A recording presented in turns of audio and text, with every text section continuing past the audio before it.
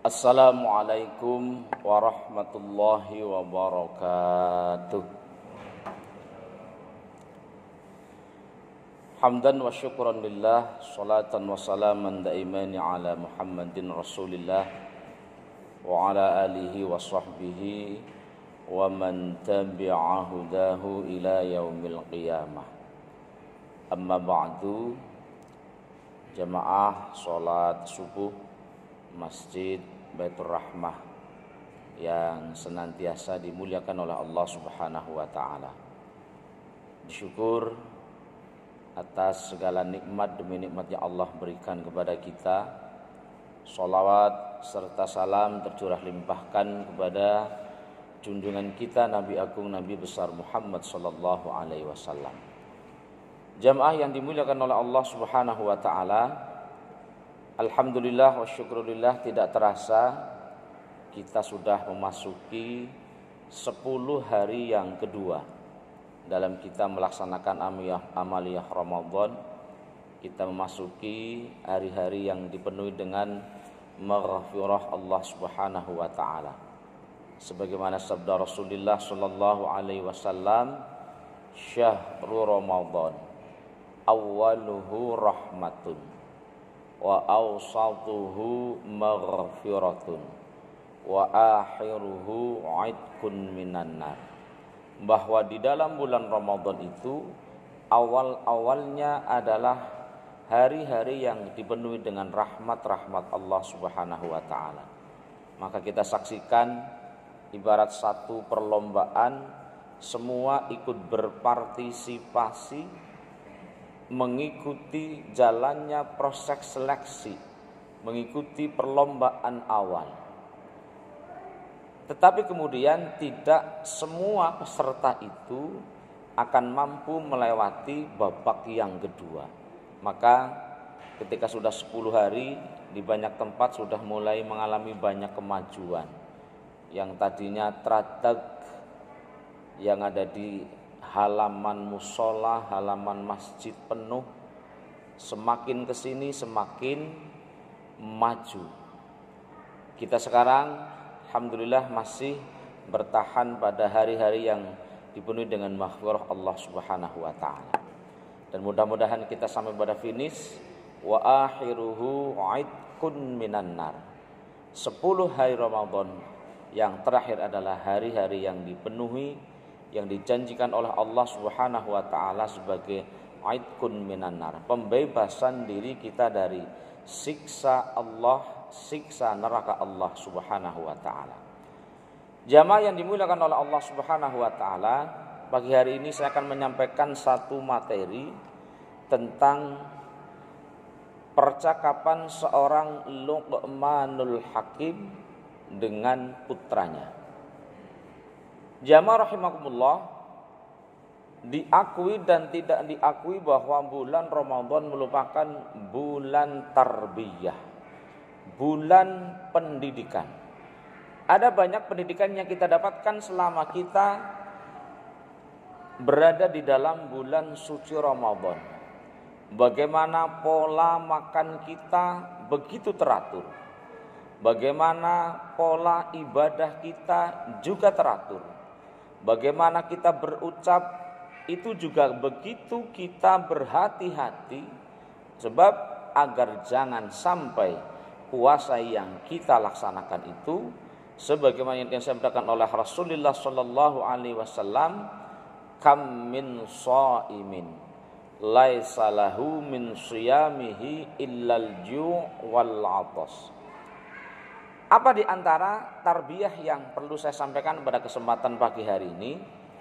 Pentingnya kita memberikan pendidikan kepada anak-anak kita yang tidak hanya berorientasi pada kesuksesan dunia. Maka satu ketika Luqmanul Hakim itu ditanya oleh putranya, ya abati ayyul khisali 'alal insani khairun. Wahai ayahanda, cara wong Jawa niku Pak, bapak ayyul khisali utawi endi-endine tingkah Ayu alal insani ingatase menungso iku khairun bagus. Sesuatu apakah bagi diri manusia itu yang paling baik wahai ayahanda? Jane apa sih pak sing paling apik sing kudune menungsani kunduwe. Artinya anak Luqman menanyakan bahwa ketika nanti aku sudah besar, apa yang paling baik yang mesti aku miliki? Ketika ditanya demikian, Luqman menjawab, ad-dinu. Wahai anakku, ketika engkau ingin memiliki sesuatu yang paling baik, maka ingatlah bahwa sesuatu yang paling baik itu adalah ad-dinu. Sesuatu itu adalah yang dinamakan dengan agama. Mari kita berargumentasi kenapa Luqmanul Hakim menempatkan agama pada nomor pertama sebagai sesuatu yang paling baik. Sebab dengan agama manusia tidak hanya akan mendapatkan keselamatan, kebahagiaan, tetapi jaminan keselamatan dan kebahagiaan dunia dan akhirat. Dan salah satu hal yang akan ditanyakan oleh Allah adalah ketika seseorang apakah matinya dalam keadaan berserah diri kepada Allah Subhanahu wa taala. Maka di setiap khutbah kita dianjurkan wala tamutunna illa wa antum muslimun. Dan janganlah sekali-kali kamu mati kecuali dalam keadaan selamat. Jamaah yang dimuliakan oleh Allah Subhanahu wa taala. Ketika jawaban pertama didapatkan, anaknya Luqman masih mencecar dengan pertanyaan yang kedua. Wa iza kanat isnataini. Wa iza kanat lan arikalane ono opo perkara, opo iku isnaini ono loro. Bagaimana ayahanda kalau sesuatu yang baik itu bukan hanya satu tetapi dua? Apa jawab Luqman? Yang kedua baru Luqman menjawab al-mal. Kalau engkau mempunyai sesuatu yang penting, pertama adalah agamamu, maka yang kedua adalah hartamu. Cara wong Jawa aja mung pinter agamane tok, tapi dadi wong enggane bisa sing sugih. Harta penting, tetapi harus menomorsatukan agama. Mari kita bersama-sama berintrospeksi diri. Saya sering menyampaikan di hadapan jamaah itu dalam bahasa Jawa, menungsan niku nek berintrospeksi diri mboten wonten sing dibeto. Kalau digambarkan ada orang yang kaya raya, sugih, omahe gedhong magrong, mobile kinclong melong, bojone ayu moblong, duite tak resentrong banget akeh. Tetapi semuanya tidak akan ada di bawah. Rumah tidak ada. Rumah ditinggalkan, sopan masana wong mati nggawa omah. Maka kalau ada yang dibawa, mungkin hanya sepersekian dari rumah kita yang dibawa. Apa itu? Kalau yang dibawa kayu untuk patok, kalau yang dibawa cor-coran yaitu hanya sekedar untuk nisan. Dalam bahasa Jawa, patok niku dijenengi tenger. Jadi orang yang sudah mati dikasih patok, biasanya kalau di Indonesia dikasih nama, nggo ngapa sih we? Nggo tanda. Tanda itu dalam bahasa Jawa nggo tenger. Sebab anu tengere loro dadine tenger. Sebab apa? Tidak ada yang dibawa. Ternyata rumah yang begitu indah, rumah yang begitu mewah ditinggalkan. Mobil apakah dibawa? Sekaya apapun kita, mungkin kalau beruntung ketika kita mati kita hanya akan dibawa dengan mobil, tapi mobil lain. Bukan mobil Fortuner kita, bukan mobil Pajero kita, bukan mobil mewah yang kita miliki. Paling-paling ambulans. Itu kalau kebahagiaan. Dan kalaupun kemudian kita mampu dan kita nggak dipedulikan, nggak mungkin juga kita akan berangkat sendiri. Wis aku tak makan dewek memang kuburan, tidak bisa. Apakah budak istri dibawa? Tidak akan dibawa. Sebab apa? Ya, kalau ada lagunya Mulan Jamelah, Cinta Mati, harus dijaga sampai mati, itu hanya sebuah syair lagu. Tinggal mati yang bojo maning. Apalagi orang zaman sekarang pinter-pinter, bersatu kita teguh, bercerai kawin lagi. Kemudian apakah uang kita akan dibawa? Tidak ada yang dibawa. Maka ada satu pelajaran bahwa manusia itu siapa orangnya, sing melarat sing sugi, ketika hidup, ketika terlahir, tangannya dalam keadaan menggenggam. Orang anak bayi lahir nang tangannya konang-kono ya megar, mentang-mentang bidannya ayu bener lulus, begitu lahir dada mbak bidan nggak ada, pasti akan dalam keadaan tertutup. Ini sebetulnya simbol bahwa ketika nanti dia dewasa, ketika nanti dia besar, dia akan mempunyai satu sifat karepe menungsan itu ya dikekei dewek, kepengin sugi dewek, kepenak dewek. Maka dalam bahasa Jawa disebut dengan menungsa. Menus-menus uripe ngangsa, menus-menus kakek dosa, sebab semuanya ingin dikukuh.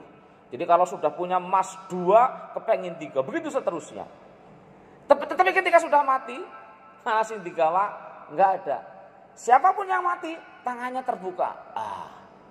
Maka hanya amal. Maka kenapa? Agama harus nomor 1, kemudian yang kedua baru harta. Sebab ketika hanya pinter agama, tanpa didasari dengan harta, maka ada kalanya dalam beribadah, dalam bermuamalah juga mengalami berbagai keterbatasan. Maka Rasul mengingatkan kadal faqru ayyakuna kufron. Maka begitu banyak orang yang beribadah selalu menggunakan kata nanti. Kang wis tua mbok sembayang. Kok nek wis sugih. Lah kalau enggak kaya? 2. Sudah lama apa belum ini? Ada lampunya enggak, Mas? Ana lampunya Raji? Ana ya. Kemudian anaknya bertanya lagi, wa idza kanat salasan, wahai ayahanda, kalau punya 3 agama, yang kedua adalah al-malu, wa idza kanat salasan. Bagaimana kalau ada 3 hal, wahai ayahanda? Apa kata Luqman jawabannya? Wa idza kanat salasan al-haya'u. Kalau engkau punya 3, maka yang nomor 3 itu, wahai anakku, yang ketiga adalah jadilah engkau seorang manusia kelak, seorang anak yang mempunyai rasa malu. Harus punya rasa malu. Sudah beragama, sudah berharta, tetapi kalau tidak punya rasa malu, ada kalanya begitu banyak orang yang beragama, orang sembahyang, begitu banyak orang yang berharta, tetap pelit dengan hartanya. Tidak malu bahwa semua anugerah yang Allah berikan itu adalah titipan yang hanya sementara. Maka beragama tidak cukup hanya sekedar tertulis di KTP agama, hanya disebut dengan Islam KTP. Maka malu penting. Maka kenapa kemudian disebutkan al-haya'u minal iman? Malu itu sebagian dari iman. Jadi orang yang punya iman berarti orang yang punya rasa malu. Al-haya'u khairun kulluhu. Semua malu itu adalah baik, tetapi harus menempatkan malu sesuai dengan porsinya. Sembayang yuk lah isin wis tua, sopan niku kudune nek wis tua isin ora sembayang. Jamaah yuk lah isin ora biasa, kudune isin nek wis tua ora gelem jamaah. Jadi harus menempatkan pada porsi yang tepat, di mana rasa malu itu harus ditempatkan sesuai dengan waktu. Anaknya masih bertanya lagi, wahai ayahanda, itu kalau 3, bagaimana kalau punya 4? Wa idza kanat arba'an. Luqman menjawab, anakku, kalau engkau punya 4, agamamu, hartamu, rasa malu. Yang keempat adalah husnul khuluq. Engkau harus mempunyai pribadi yang berakhlak, mempunyai pribadi yang berakhlak mulia. Agama punya, harta punya, kemudian punya rasa malu. Tapi kemudian kalau tidak mempunyai akhlak yang mulia, kelakuan itu resti, pinter tapi jelek. Di zaman sekarang, nyuwun sewu, menjadikan anak mendidik anak menjadi anak yang pinter asal duwe duit tinggal milih sekolah. Yang uang pangkalnya berapa, yang SPP-nya berapa, yang kalau mondok-pondok yang mau seperti apa ada. Tetapi menanamkan pendidikan karakter kepada anak bukan hal yang mudah. Pinter, tetapi daya tahannya.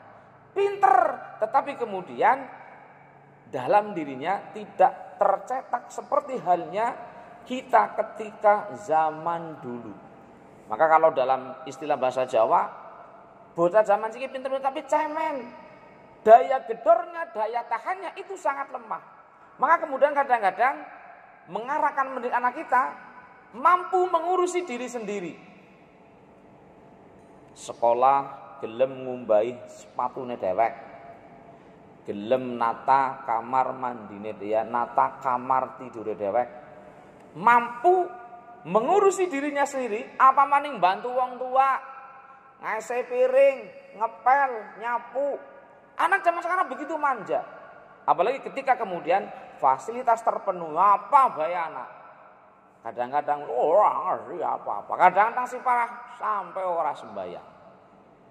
Maka akhlak itu sangat penting. Maka kenapa Rasulullah dalam hadis juga bersabda, innama bu'istu liutammima makarimal akhlak. Sesungguhnya aku diutus oleh Allah adalah dalam rangka memperbaiki akhlak. Kudu pinter, ya kudu bener. Orang sekedar pinter, tapi enggak minder di wong liya. 4 terakhir. Luqman masih ditanya lagi, wa idza kanat khamisan. Wahai ayahanda, bagaimana kalau ada 5? Luqman menjawab, kalau engkau mempunyai 5 hal wahai anakku, agamamu, hartamu, merasa malumu, akhlakmu yang baik, maka yang kelima adalah as-sakha. Jadilah engkau sebagai anak yang dermawan, aja pelit. Puasa juga tarbiyah kepada kita bagaimana kita mempunyai jiwa sosial. Ternyata wong kencot ora kepenak. Bagi orang yang lapar, bagi orang yang tidak punya, makan bisa jadi hanya makan sehari sekali karena keadaan. Tapi kalau yang punya, maka karena mau tidak mau. Maka di antara sekian banyak ibadah hanya puasa yang bersifat sirriyah.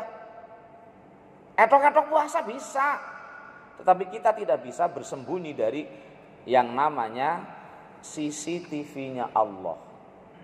Makanya was-shaumu li wa ana ajzi bihi. Puasa untukku dan aku yang akan memberikan balasannya. Innama yuwaffas sabirun ajrahum bighairi hisab. Maka kenapa pahalanya orang sabar itu bukan tidak? Sebab apa? Tidak ada batasannya. Sebab begitu besar pahalanya di hadapan Allah Subhanahu wa taala. Anaknya masih mengejar. Wa idza kana sitan pak nek anak nem apa bae? Luqman menjawab, "Ya bunayya, idza jama'atil insu." Wahai anakku, ketika 5 hal terkumpul dalam dirimu. Ketika seorang manusia mempunyai 5 perkara, dia beragama, dia berharta, dia mempunyai rasa malu, akhlak yang mulia serta dermawan, fahuwa taqiyun. Dialah sesungguhnya seorang manusia yang benar-benar bertakwa kepada Allah Subhanahu wa taala. Fahuwa naqiyun. Dialah nanti akan menjadi manusia yang bersih. Sebab apa? Kalau 5 hal terkumpul dalam diri seorang manusia, ini kalau dalam bahasa itu namanya sempurna. Sempurna. Wa minasyaitoni bariun. Dan setan akan berlepas diri, tidak akan mendekati orang-orang yang mempunyai 5 hal. Sebagaimana yang dikatakan oleh Luqmanul Hakim, pesan-pesan moral, pesan-pesan agama kepada anak-anak kita.